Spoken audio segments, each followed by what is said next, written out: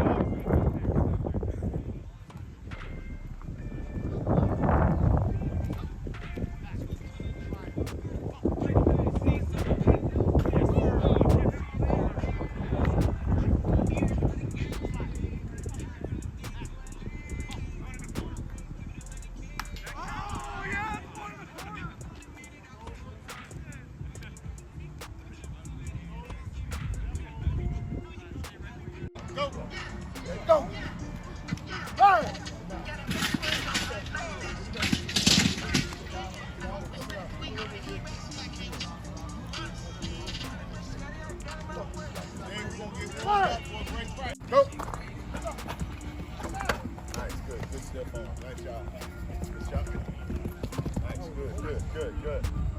Okay, here we go. Let's do this. Coach. Hey, punch you in the chest. Go.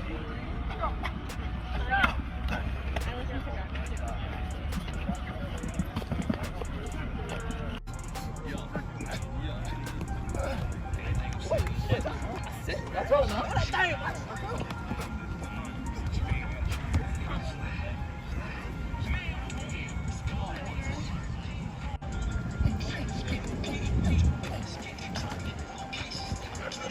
Hey. Damn, you did that shit so clean.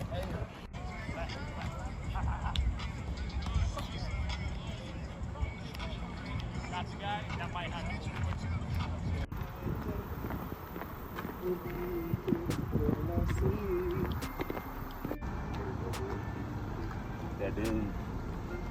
That dude right there. That's her down. Oh yeah, can't fit.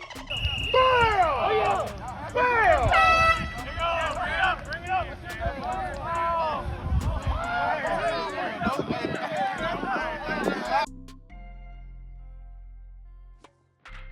I asked you last year about the Ravens' preseason win streak. Yep. I'll ask you again this year. Is there even a little tiny bit of you that would feel like Yeah, that would be an accomplishment? you want to get it done? to. You go into every game expecting to win. I mean, and good for them. I mean, it's their thing. It's what they're doing. They come out and they play a specific way, and good for them. But our job is to go out and make sure we got guys that are playing and learning and growing and getting better as football players. And like I said, you play every game to win. The move with Chase today, you kind of suggested back at the start of camp that something like this could happen. So was this just sort of kind of the plan and just procedural at this point? Well, it was for the most part. I mean, as we go through this, there's hard to predict on recovery time. I mean, his injury, and we talked about it earlier, was a little bit more severe than the average one is. And because of that, the timeline is a little bit longer. What is that timeline? I can't tell you. With regards to the offense and Carson, obviously going through each week, you're trying to progress. What's the thing after this last game you'd hope to see from the offense, both in practice and in the game? I don't know if they're going to start as a play, but what kind of progression are you looking for from the offense at this point? Well, I'm thinking consistency now more than anything else. I mean, it's as we get to this stage of camp, now every time we get on the field, it should be very fluid. It should be very, very fluid. Everything they do should come naturally. And so you're looking for that consistency, the fluidity of play, and little mistakes, stuff like that. We can't have those. So as we get past this last game, that's going to be what we're looking for every time we practice.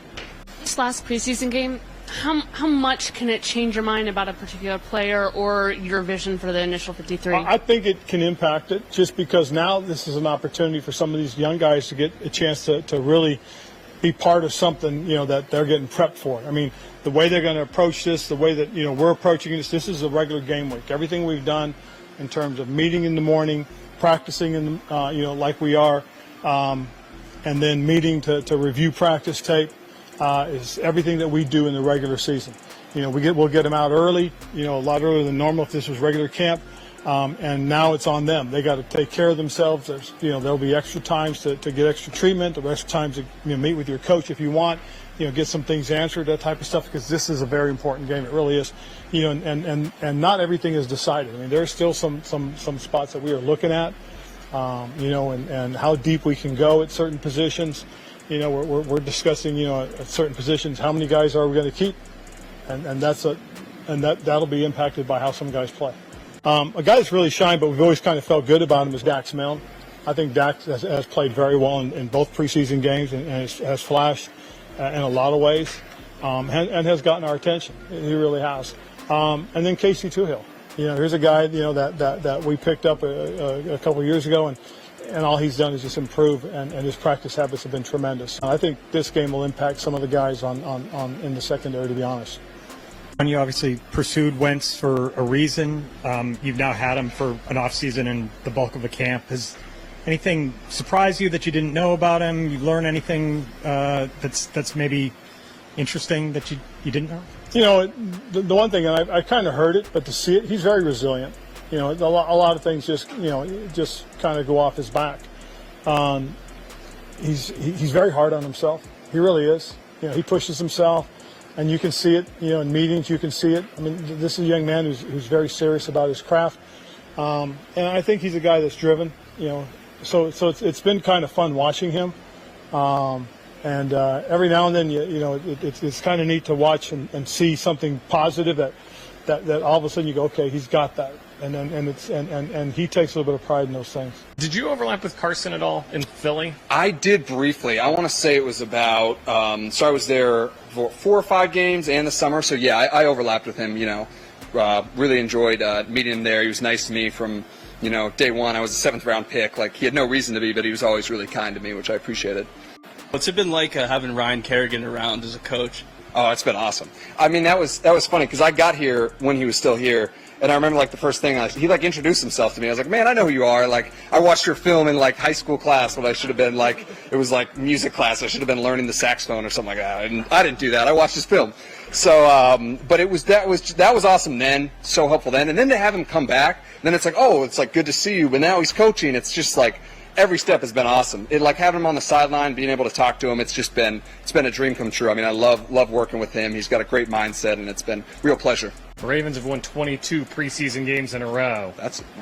I mean, how much would it mean to be the team that ended that streak? You always want to win. I mean, that's always the goal. So that would be great. I didn't even know that. So there you go. You learn something every day. But that's, that doesn't really change our focus. I mean, we want to go out there. We want to execute better. We want to play hard, do our job. So that's the focus. And then, winning comes from there. If we're too focused on that end result, I think that's where mistakes happen and things like that. If it happens, though, maybe dump the Gatorade on Coach Rivera after I'm not usually in charge of that. That's a good question. I'm not sure. I don't really handle Gatorade dumping responsibilities, so I'm not sure. Yeah, winning is always great. I would love to beat someone that's won 22 preseason games in a row. That would be great. So yeah, all in all, it would be great. What kind of a celebration would that call for afterward? Ooh, maybe a dance or two.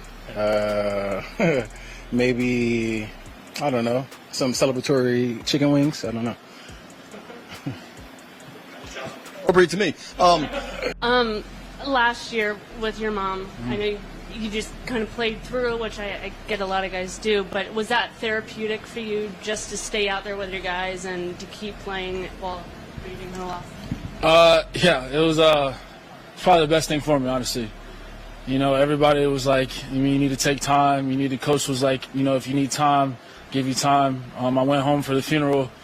It was tough because it's Thanksgiving. Everybody's family time, and that's something nothing in life really prepares you for, And so I needed something to keep me going, and I know my mom would have wanted me to keep going, and so just putting my best foot forward every day, trying to honor her the best way I can, and that was really kind of how I got through it. I still have my days, some days where I cry, I laugh, I think of things, but I always know that, she's with me. And so I've taken that and applied that to everything in life. And so that's these guys, this building, the staff, my teammates. Without them, I don't know what last year would have been like for me, honestly. They were fundamental in me getting through that. I was the most support that, I've ever received in my life. being away from home, being away from all my family, and just being here, these are the people you have. And so they all, loved on me. They all gave me, their love and their warmth. Jason Wright did, Coach Rivera did, Coach Del Rio. Everybody reached out, just saying that they were there for me. And if I needed somebody to talk to, they were there. And that's big, because in this profession, it could just be work and no relationship. Well, that's not the case here.